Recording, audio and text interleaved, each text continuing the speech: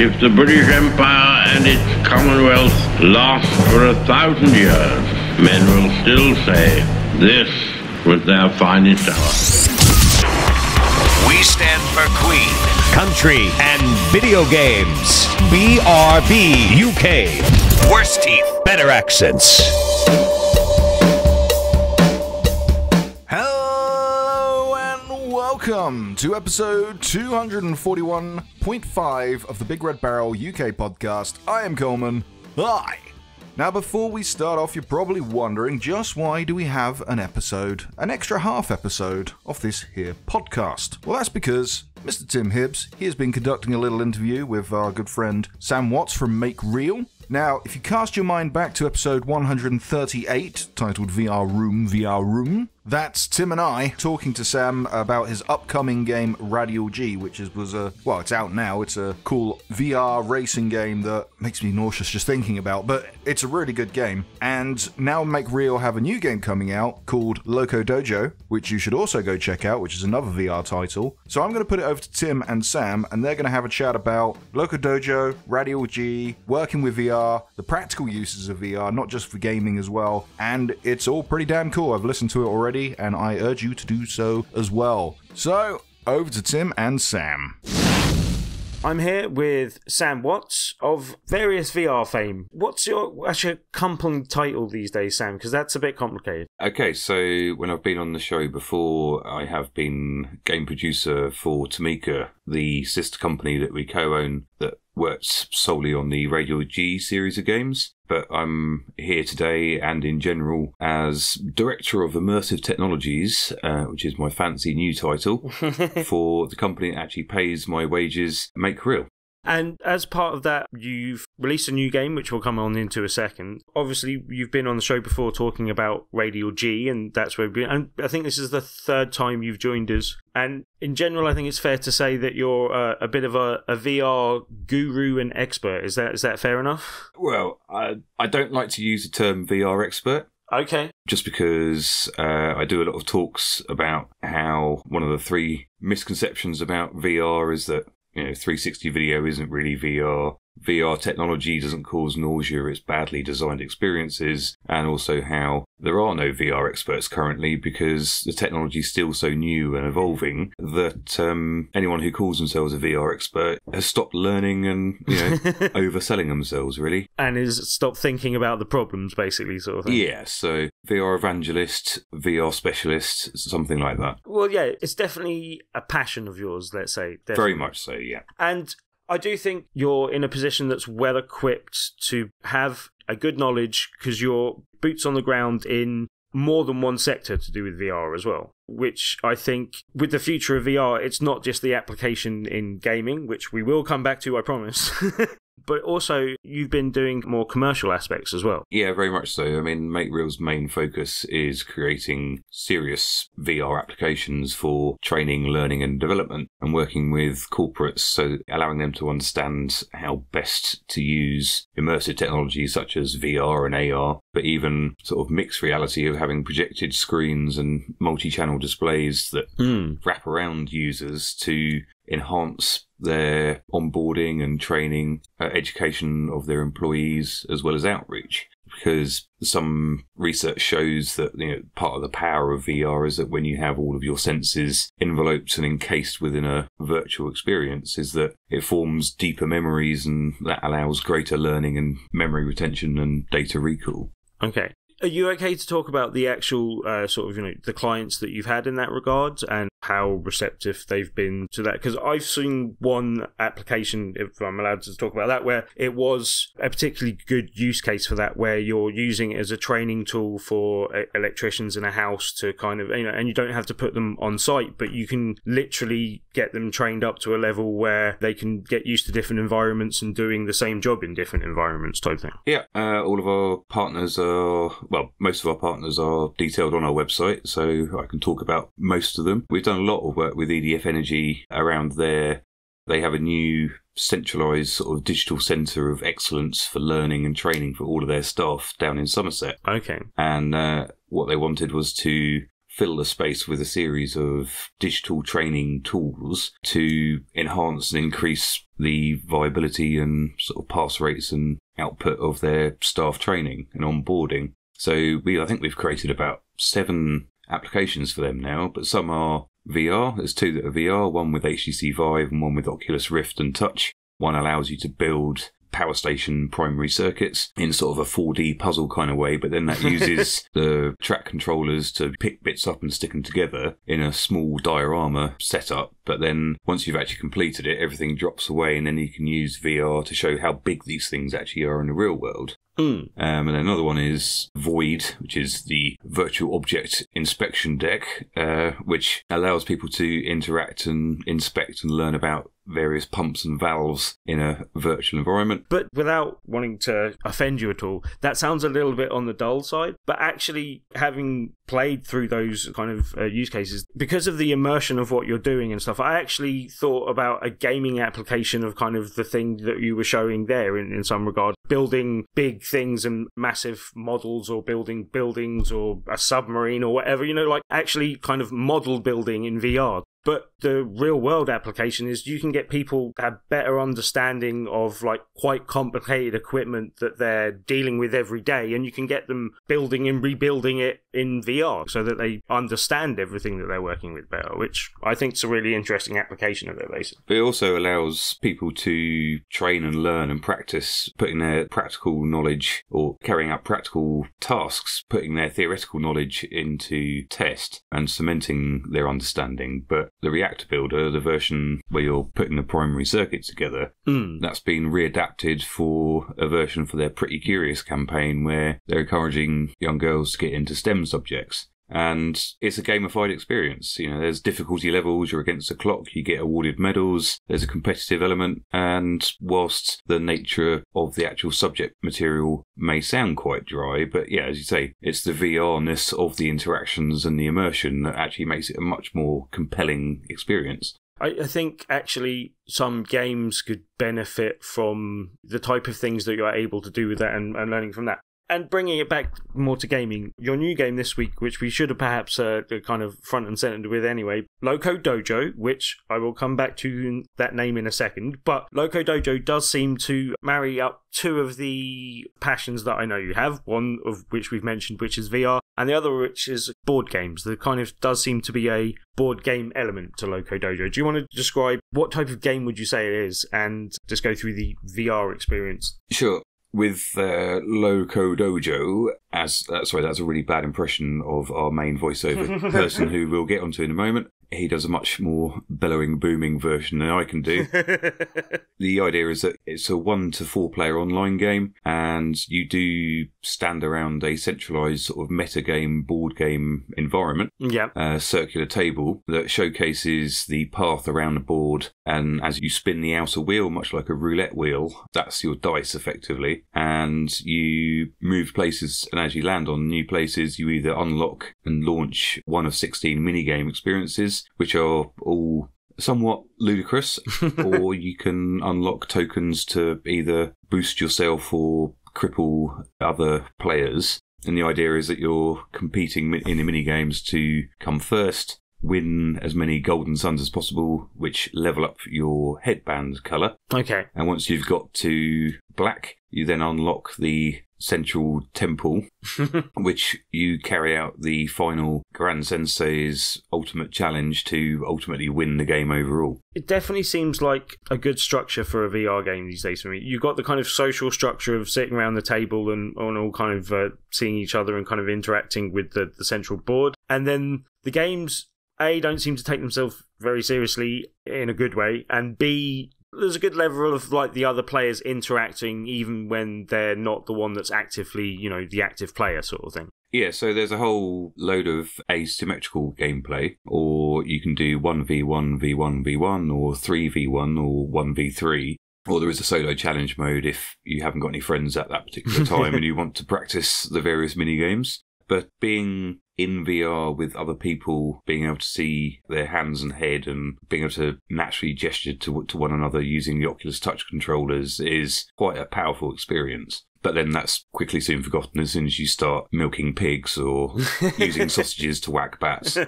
Yeah, and I saw another event where you're hooking pigs and stuff like that as well. As I said, it looks like the kind of good structure for a VR game. A lot of time these days, a lot of people seem to be saying, oh, we need more big VR games, and we need things like Resident Evil 7 and more games like that. And, you know, I'm happy to see other games having VR modes and VR levels and stuff like that. But I've been long saying that I think the better suited things for VR is something, A bit silly, and B, something... The social side helps, obviously, and that's a nice addition, but generally just something that is, you know, a short, fun experience so you can get in and out. I think arcade general experiences are better suited to that type of thing, and as I said, something silly and fun and social, but built with short, simple concepts that are fun to do in VR. Like, all the motions, it seem to be relatively simple but fun motions to do in VR kind of thing from the mini games, no? Yeah, I mean, there's a lot of very sort of simple interactions. There's your hands are your hands, and you're either picking stuff up or rotating things or firing things. It's not very complicated, but it needs to be as simple as possible. But we've designed it very much with easy to pick up, you know, difficult to master. Yeah. And each minigame does have a number of little nuances that, as time moves on and more people play and more people have more experience with it, you'll clearly see differences between first-time users and experienced users playing against each other and knowing the nuances of each minigame and how to best screw each other over most effectively. What was your sort of process for deciding on what mini games you created? Because I imagine you came up with a lot of concepts and sort of game tested them, or how did you go through that? We have a number of boards within the studio that have a lot of post-it notes on for very simple, maybe 4 or 5 word ideas like whacking bats with sausages. And then from that, we use a Google Sprint design process. It's not related to Agile, but the idea is that everybody puts a dot next to an idea they think is good, and then you focus upon the one with the most dots. So you're only trying to lock down good ideas, and you're not looking at harassing people or giving people negative feedback on potentially bad ideas. Yeah. And then those would be prototyped into a very simple white box sort of Unity environment, and some simple interactions put in, play tested, and if it's felt like it has promise or a good idea, then it moves on to the next stage where we take it onto an alpha. But there's quite a few things that just fail at that point. Just going back, how long does it take in Unity then to get to that stage? Like, just the basic idea and testing it, like, for a minigame? From deciding to actually try and make it, and then prototyping and play testing it. Well, no, just the initial prototyping phase. How long does that take? Some could be knocked together within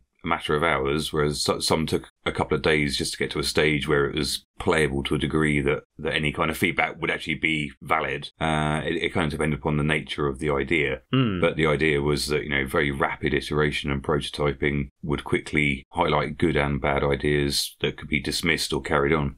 So you've got all your minigame structure, you've got your players around the table, and just to add to that mix, as you've alluded to as well, you've got a booming presenter, and it doesn't get much more booming than Brian Blessed. No. How did that come about, and how was it working with him? Well, we added the Grand Sensei character to float above the central metagame board to praise, chastise, feedback upon your individual or group performance. Yeah. And as keeping in nature with the general silliness of the game, the script was written, and we all sat around and it was like, who would we want to be the voice? And bearing in mind, we did have a budget, but we are indie. This is our first title. Publishing as Make Real, you know, relative unknowns. And to start off with, everyone's like, oh, Bob Hoskins would be great, but obviously there's some issues there. He's not really available for voiceovers anymore. But the overall winner was, well, it has to be Brian Blessed, but like, how do we go about getting Brian Blessed, and, you know, can we afford him? So we found his agent, got in touch. He liked the idea and was interested in being involved. So we had to make an offer. And thankfully, that offer was accepted. And we found a studio close to him and had a day of recording in his studio. And, you know, it's absolutely fantastic to work with. He's very much in character. as you can expect. And, there was many regales of many tales across his extensive career. But once we actually got down to work, he was consummate professional and worked through it and added a number of his own little special touches, and we ended up having some spare time, so we ended up being able to get him to read out ad-lib a bit, or ad-lib and read out the credits. Okay, cool. So we've all now got Brian Blessed saying our names as our voicemails, etc. Nice. But we did also have a board in the studio once it was all booked and we knew it was going ahead. It was just like random words that we would love to hear Brian Blessed saying. So we tried to sneak as many of those in as possible. And then that's nice. From the sneak peek trailer, that's where Nincompoop came from. Okay, cool. Yeah, so one thing we haven't really stressed is that, this is available on Oculus Touch. So this is something you've made products for before, but what's it like been working with Touch, and how has that been developing for that, basically? It's been fairly straightforward. We've got a lot of experience of developing for Oculus, and obviously had a day one launch title last year that most of the team worked on with Radial-G, but moving from a seated gamepad experience to a standing motion tracked input. We'd done various other Touch and Vive projects for our serious side of the business beforehand, so a lot of what we learnt there went into this, speeding things up, but at the same time, along with the prototypes of the actual mini games, we spent a lot of time trying out different inputs and interactions and hand movements and gestures to determine what was and wasn't possible and what felt most natural and what worked best. But now the SDKs and the Unity support and everything is a lot more mature than what it was 3 years ago when we started with DK1. Okay. So comparatively, and the fact that we've got 3 years experience under our belt, it's been I say relative doddle, but I'm not the one who's actually doing the work. You can say that because you're standing on the, other people and stuff like in that regard. But yeah, obviously, it's something where, as you say, they seem to have been developing the tools over that time as well then. So you've got more powerful tools than you've had and more experience with the tools that you've got as well, basically. So, yeah. And where on the kind of maturity scale do you see VR at the moment as well? And like everyone says it's very much in its infancy. Are we kind of still taking baby steps, or are we moving on from that? Or where do you see us? Well, I think VR as a whole, bearing in mind that we are on the sort of second or third main attempts to make VR mainstream, there's a Gartner hype cycle. So I would say on that, we are coming out of the trough of disillusionment and we're onto the slope of enlightenment. Okay.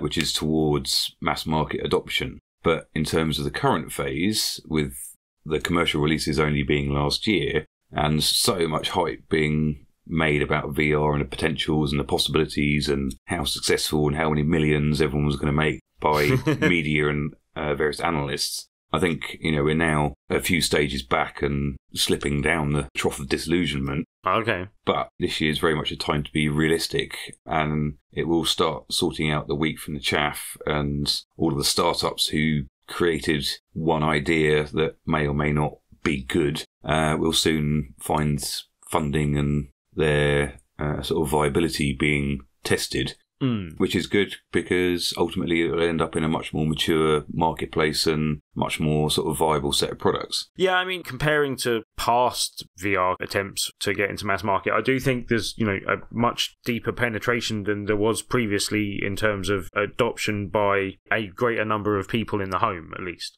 That's something that we've never really seen to the scale that we've got now, and that's disregarding even possibly the phone-based kind of stuff as well, which, I think comes into play as well. But yeah, you mentioned Radial-G a second ago as well. Basically, is there any news on Radial-G? I believe you brought a new version of that out to a new platform recently. Yeah, last week we also, as well as releasing Loco Dojo, although our team, we weren't responsible for the final product, we started off the development a year or so ago into the mobile version, and that ended up being, to start off with, a Google Cardboard edition called Radial-G Infinity, and it was designed around an endless runner. So there's 3 tracks, and each track has 3 lanes, so you've got 9 in total, and the idea is that you're hopping between lanes to collect orbs to power up and avoiding asteroids that are knocking out bits of the track and you're being chased down by a giant squid, spider, mechanical alien boss thing to see how long you can to last and get the maximum score. That was all done via gaze, so you'd look left and right to hop between the lanes. And we always wanted to bring it to Gear VR, so we worked with Oculus to sort of add some extra features and set it apart from the Google Cardboard version so we could take advantage of the more power available from the sort of dedicated Samsung S6, S7 and now S8 known hardware. And we've added tracks now go different directions, there's more track furniture, there's more obstacles, more things coming at you, and it's a completely different game. So it's now called Radial-G Infinity X, and that's the exclusive version for the Samsung Gear VR. I assume it's best to kind of, tailor the build of the game that you're releasing on each VR platform to the VR platform you're releasing on, basically. Yeah, very much so. I mean, you have to play to strengths and weaknesses of each platform. The weakness of Google Cardboard being is that the applications get launched on the Google Play Store and you have no control over the end user's device. So they may not even have a VR particularly capable phone that they're trying to download your app onto, and then they leave you a 1-star review saying, "Oh, it doesn't work, this sucks." It's like, well, it's not going to because your phone's 5 years old. Whereas with a curated store, much like the Gear VR store for Oculus or even the Google Daydream store, where all the apps are reviewed for performance and comfort, you can be guaranteed to ensure that the people downloading stuff is going to be able to play it, and reviews are going to be much more relative to the actual quality of the experience rather than the quality of their own hardware. Right, and as you know, I'm a PSVR user, so is there any news about Radial-G on PSVR? Well, yes, there is. We are still working on it, and it is still coming. Good. But we actually got some news late on Friday that a particular little issue we were having that was holding up testing and certification and sign-off, the workarounds that we had for it has been accepted as being viable, which means we have to do another round of certification, but hopefully that means that will go through. Ooh. And then we can actually look to release. Nice. Well, yeah, as you know, I'm definitely looking forward to that because, I think it's a good VR racing game, and yeah, definitely looking forward to playing it in PSVR, basically. Well, we've been waiting a very long time to release it on PSVR and actually get it out there. It was always our sort of ultimate stretch goal, if you remember back in the day to the Kickstarter in 2014, and having met Shuei Yoshida at Develop and getting sent the dev kits and everything. It was always something we wanted to achieve because the nature of the game was very much a console game, and looking at headset sales, well, not that we know how many units of each platform are out there, but we do know Sony are leading with at least 1 million PSVR units. It's our sort of best opportunity of actually making some returns on this. Well, that's good to hear as well. Sony should hook you guys up to make a VR wipeout experience with all your knowledge in Radial-G. But yeah, Radial-G will definitely suffice for now if we can get that as soon as possible, sir. That is very good news. Well, we are doing everything within our power now to expedite that release. Well, you've already released 2 games last week, so releasing another one, in the next week or so, or weeks or so, I should possibly say. That's some good work, sir. 3 games in rapid succession. Well, it's the sort of benefits of working with Unity and a mature tool set now. Prototyping and development can move on very quickly. Well, as we say, that's a little bit unfair as well, because obviously 2 of those are Radial-G, and they're obviously things that you've adapted to the platforms. But yeah, as I said, I'm really looking forward to that one. And Loco Dojo looks like a lot of fun as well, and people can get their hands on that right now as well, basically. Yeah. Yep, it came out on Thursday. It's currently featured on the Oculus Store, so it's impossible to miss. There's been a couple of reviews out, been a number of YouTube Let's Play from prominent VR YouTubers having a ball and loving it. So it's competitively priced, $14.99 for your British listeners or $19.99 for overseas. Good price point on VR, I think, these days. Yeah, I think there's a lot of games and experiences for VR that they're looking at sort of traditional console AAA levels, and well, personally I have issue with paying £50-60 for a digital download, but I think 15 quid is perfectly acceptable for the amount of content and replayability and the online fun and sort of amount of fun that you'll get out of it, really. As I said, it sounds like you're a very busy man with very many games on your hands at the moment, so thank you very much for joining us, and thank you very much for making it a hat-trick of appearances on BigRedBarel UK, and we'll catch up with you again soon, hopefully. Brilliant. Thank you for having me. And that, as they say, dear listeners, is that for episode 241.5 of the Big Red Barrel UK podcast. If you want to know more about what Sam was talking about there with Loco Dojo and Radial-G, be sure to check him out on Twitter. His handle is VR_Sam. And also, Make Real is Make Real 3D. There's also a bunch of other links I've got, but they will be in the show notes, so you can check out more information on Loco Dojo and Radial-G as well. But before we bugger off, just to let you know, we will be back to normal on Friday. Dan, Tim, and I, all back to normal. Happy families as usual. Episode 242. We are getting way close to 250. That's scary. I don't think we've even planned anything yet. So before I go, I just gotta let you know to check out BigRedBarel.com for other podcasts such as this one. Also, you can find us on Twitter at BigRedBarel. You can find us on Facebook, facebook.com/BigRedBarel. You can find us on YouTube, Big Red Barrel TV. Those are the links and the ways in which you can find us if you so wish to, but we implore you to. If you have enjoyed this half episode and any of the other episodes that we put out, we would really appreciate it if you go onto iTunes or whatever podcast service you're using. If you can leave a review. That would be great. Comment on the forums, comment on the YouTube, because we put all the podcasts on YouTube now, because some people like that for some reason. And as you know, all feedback, we take the feedback into consideration, and we take all the nice comments and we read them out on the show to say thank you, because we do genuinely mean thank you. We are very appreciative of all the support we get, especially this many bloody episodes into the show. Anyway, half episode, back to normal on Friday the 5th of May. And until then, dear listeners, thank you so much for listening. I have been Coleman. That might have been Tim. And that was also Sam Watts. And until next time, dear listeners, a goodbye.